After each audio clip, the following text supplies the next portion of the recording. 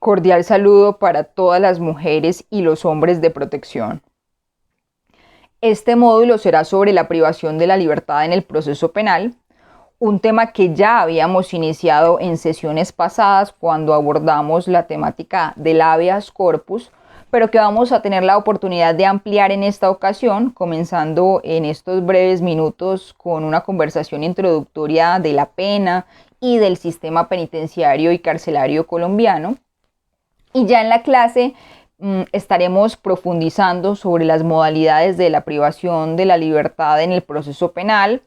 También veremos algunas situaciones que nos llevan a perder dicha libertad y, por supuesto, mecanismos legales para recuperarla, entre otras cuestiones, porque este tema es bastante amplio. Tenemos que, por increíble que parezca, las cárceles o prisiones han sido una evolución del castigo o de las penas, que en otrora llegó a ser incluso la muerte y que al día de hoy algunos países y estados aún la consagran. Es una opción para algunos países todavía la pena de muerte. En otras palabras, privar de la libertad a una persona es una de las formas más civilizadas, si se quiere, que hasta ahora se ha encontrado para sancionar como consecuencia a la comisión de un delito, salvo que no sea de tal gravedad y que puedan aplicarse otras penas como la multa o que el legislador contemple otras posibilidades. Así pues, un vistazo a la historia de las penas es también un repaso por la historia del horror, de cómo los humanos han juzgado y castigado a otros por determinadas conductas. La pena primitiva, por ejemplo, pretendía la aniquilación del delincuente, una aniquilación que podría ser física o jurídica, porque se le impedía, por así decirlo, estar en el tráfico jurídico. Luego se pretendió su debilitamiento o lo que fuera necesario para saldar una especie de deuda, algo así como venganzas formalizadas. En la constante evolución o en el devenir de la sociedad, la pena empieza a entenderse como un medio de protección del ordenamiento jurídico y de los bienes jurídicos que pretende tutelar, como por ejemplo la vida, la dignidad humana, la integridad, libertad, formación sexual. O sea, determinados bienes jurídicos necesitan de protección frente a perturbaciones o conductas desaprobadas a las que se llega por un consenso social. La mayoría de las sociedades ve o desaprueba determinada conducta. La mayoría de esta sociedad, por ejemplo, va a considerar que hurtar lesiona los bienes jurídicos de la comunidad, es un interés público de que debe protegerse. Entonces a esos consensos nos referimos cuando hablamos de conductas desaprobadas.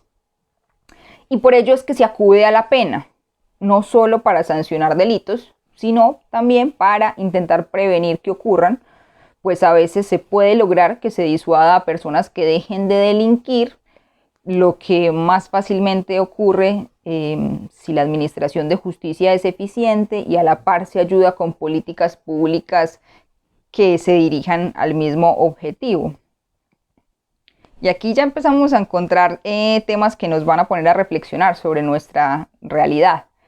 Y es, por ejemplo, el hecho de que en nuestro Código Penal existen penas altísimas para muchas conductas punibles o muchos delitos, que incluso si tenemos en cuenta un rastreo comparativo en países de primer mundo o que son considerados de altísimos niveles de vida, pues aquí las penas son súper desproporcionadas. Por ejemplo, en países europeos la pena de prisión, hay algunos en los que la máxima pena de prisión es de 20 años, por ejemplo.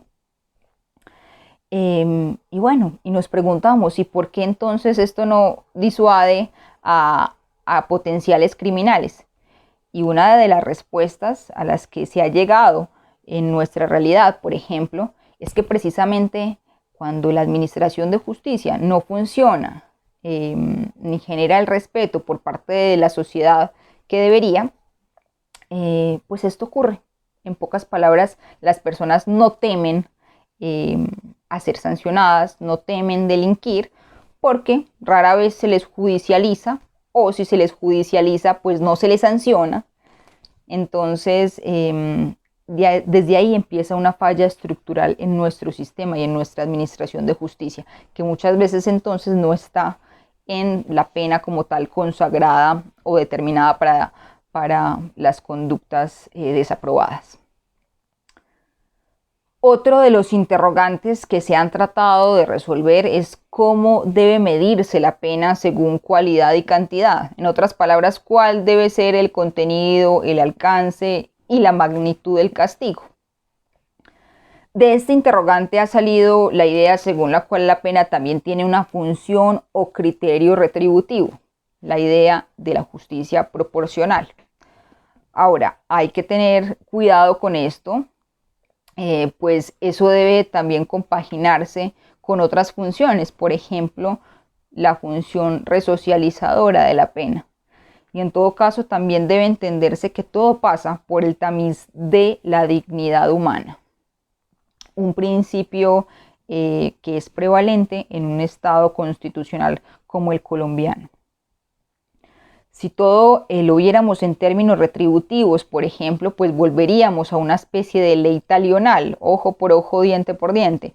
Entonces, por eso es que la pena debe de mirarse con unos fines y unas funciones que se integren a esos objetivos también constitucionales de inclusión, no solo de aislar a los delincuentes, porque ellos van a retornar a la sociedad. Entonces tiene que tenerse claridad sobre cuál va a ser el tratamiento que les permita reincorporarse en mejores condiciones. Por eso todo tiene que ser integral, no solo un castigo proporcional, sino cómo va a ser ese castigo para que los delincuentes vuelvan a una sociedad en calidad de ciudadanos, ¿sí? En calidad como tal de personas que han ya tenido un tratamiento penitenciario y que deberían salir en mejores condiciones. Pero bueno, ya veremos algo de nuestra realidad penitenciaria. Pero démosle entonces precisamente un vistazo al panorama de prisiones en América Latina y en especial de Colombia, porque eso también vamos a tener que reflexionar mucho en este módulo. Y aquí hablo de las condiciones y del uso excesivo de la misma, de la prisión. A veces sin proporción en lo que se castiga, y este cuestionamiento que los invito a hacer, pues cae también en un momento en bastante consonancia con esto, que es la pandemia, que ha recrudecido el problema del hacinamiento y las condiciones de detención pues ya deterioradas, por lo que incluso se han visto más menguados los derechos de la salud. Incluso se ha visto como hay una fuerte expansión del COVID-19 en algunos establecimientos penitenciarios y carcelarios. Entonces, digamos que es una temática que nos interpela directamente en esta realidad que estamos viviendo todos. Tenemos pues que los informes de Prison Studies o estudios de prisión, que incluso pueden ubicarlos en internet, en la página de la Universidad de los Andes, y son bastante elocuentes con lo que nos revela esta información. Por ejemplo, nos señala que Colombia tiene 122.318 personas privadas de la libertad. Brasil, por su parte, tiene 733.151 personas privadas de la libertad. México, 198.384. Miren esas cifras, la cantidad de prisionización en América Latina.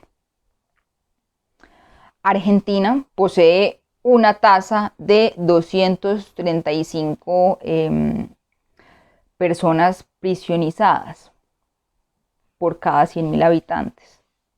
En México esta tasa es de 158. Venezuela y Uruguay, por ejemplo, tienen tasas exorbitantes de 337 personas presas.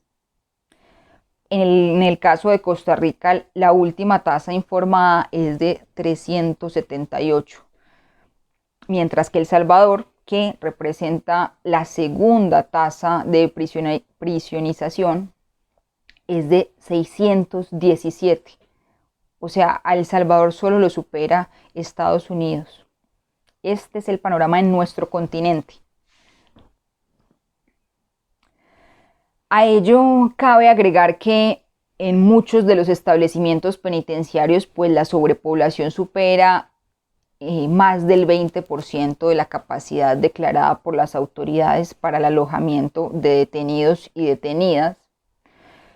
Con algunas prisiones de América, el 200% o más de la población encarcelada. O sea, ya estamos hablando de unos porcentajes pues que sobrepasan cualquier recomendación de las autoridades sobre la población que debería estar en estos establecimientos penitenciarios y carcelarios.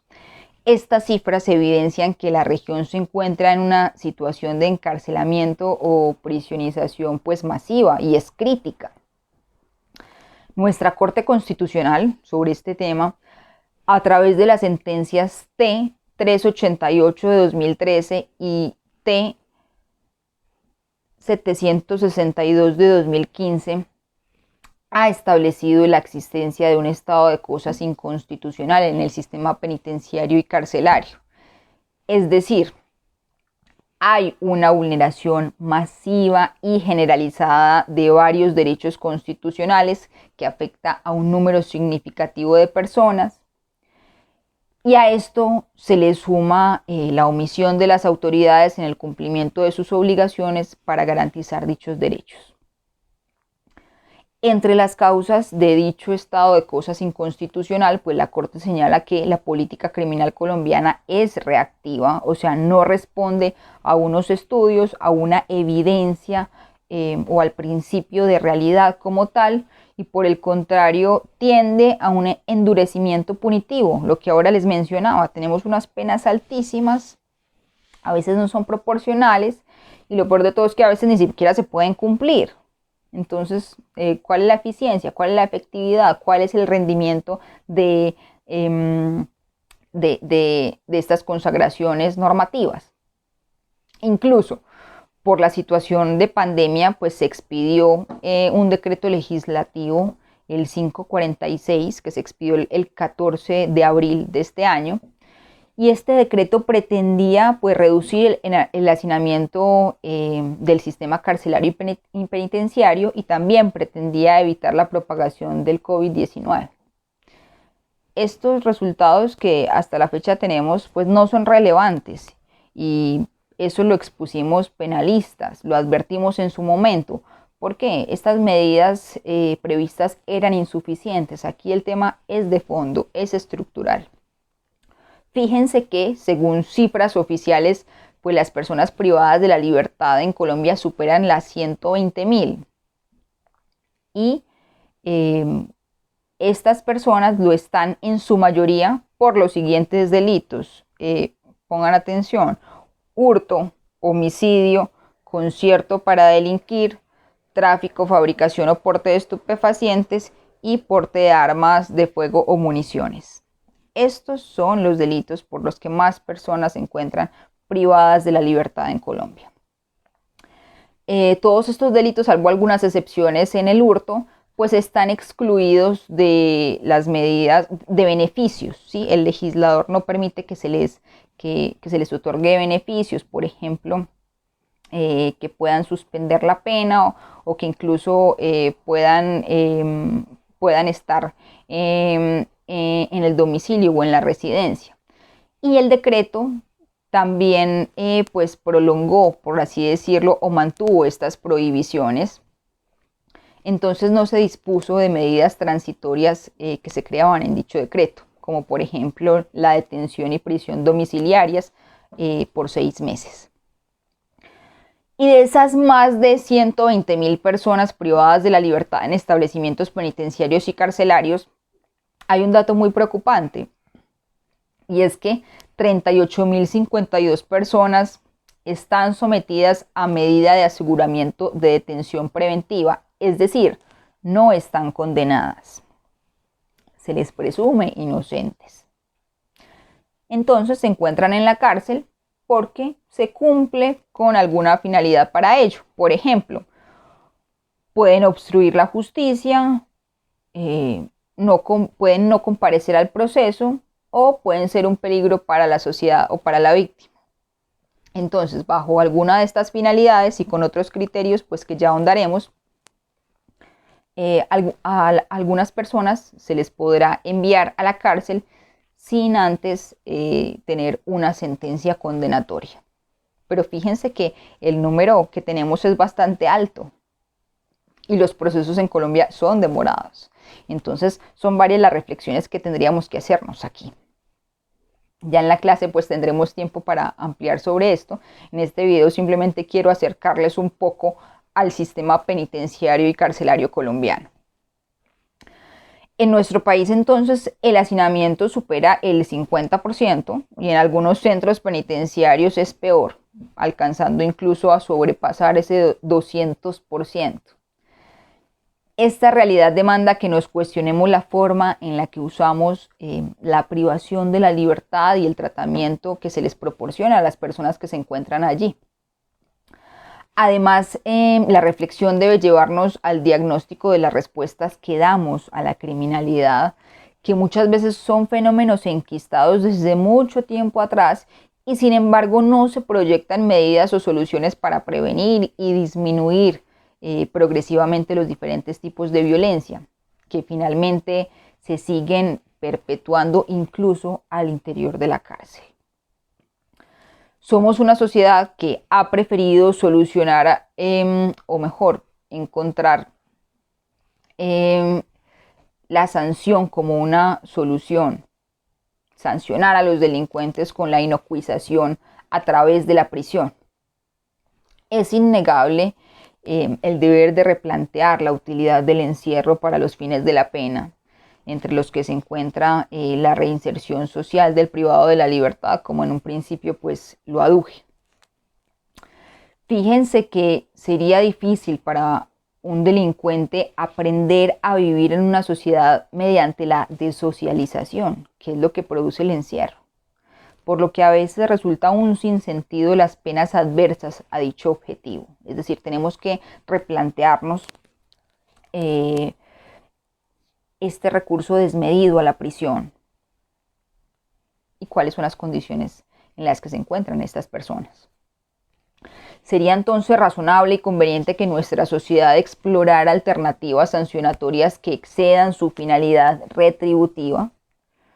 Materializar este propósito implica comenzar a desmontar, por así decirlo, la cárcel o prisión tradicional, facilitando pues un fin resocializador capaz de surtir efecto real a mediano plazo.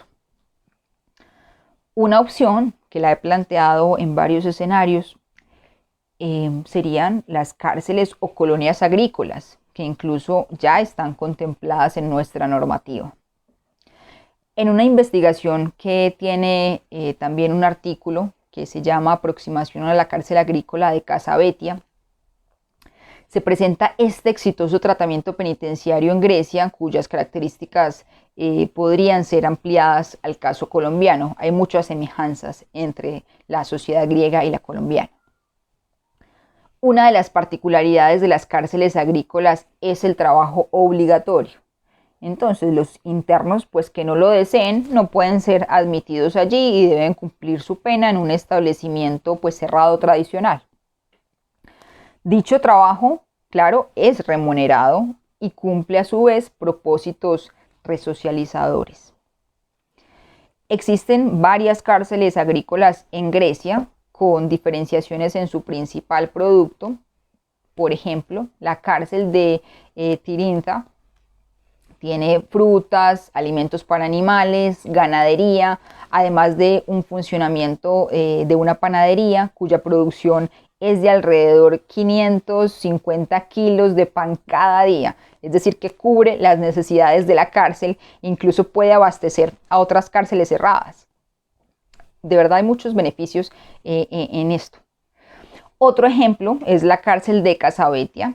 Sus instalaciones cuentan con invernadero, edificio de la administración, biblioteca, salón múltiple, centros de odontología, gimnasio, panadería, depósito para los productos agrícolas del establecimiento, cultivos, diferentes lugares para ganadería. Los resultados en Grecia han sido muy favorables. El desarrollo de actividades agrícolas en estas cárceles pues ha logrado que se generen los productos para su consumo, además de permitir pues a los reclusos y a las reclusas aprender actividades productivas que finalmente van a ser útiles para el futuro. Incluso las buenas condiciones de reclusión pues también repercuten en los escasos, raros intentos de fuga y también en las bajas tasas de reincidencia. Miren que entonces las consecuencias positivas también van a ser para la sociedad. Países como Noruega y Suecia también comparten este tipo de experiencias con las cárceles agrícolas, muchas experiencias favorables. En Colombia se cuenta con una colonia agrícola de mínima seguridad en Acacías Meta, en la que funcionan diferentes proyectos productivos. Lo cierto es que esta modalidad penitenciaria pues ha sido casi inexplorada en el resto del territorio nacional, pese a que, como lo señalé hace un momento, pues nuestra normativa penal consagra este tipo de establecimientos de reclusión.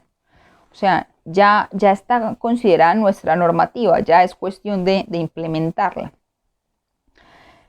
Es lamentable que no se esté impulsando entonces este tipo de iniciativas en el país. Por ejemplo, el proyecto de colonia agrícola en Yarumal, Antioquia, pues continúa sin materializarse, pese a que su funcionamiento representaría un avance o una ayuda a la crisis de hacinamiento penitenciario y carcelario, además de empezar a materializar un enfoque resocializador. Entonces, mi invitación es a que en este módulo repensemos nuevas formas de sancionar, de reincorporar, de llegar a soluciones que involucren a la sociedad, al Estado, a las víctimas y victimarios. Estos temas caen perfecto en una época de encierro casi obligatorio como en la que nos encontramos, que nos debe mover a dejar de normalizar condiciones indignas que hombres y mujeres enfrentan en nuestro sistema penitenciario y carcelario. Incluso en términos de conveniencia y utilidad, pues también se puede evidenciar que es desproporcionado el costo social que genera el hacinamiento y la falta de un modelo político criminal de inclusión social que contrarreste los efectos de un modelo excluyente. Todos son temas que nos involucran y que ya estaremos pues ampliando en nuestra clase. Entonces nos vemos. Un saludo para todas y todos.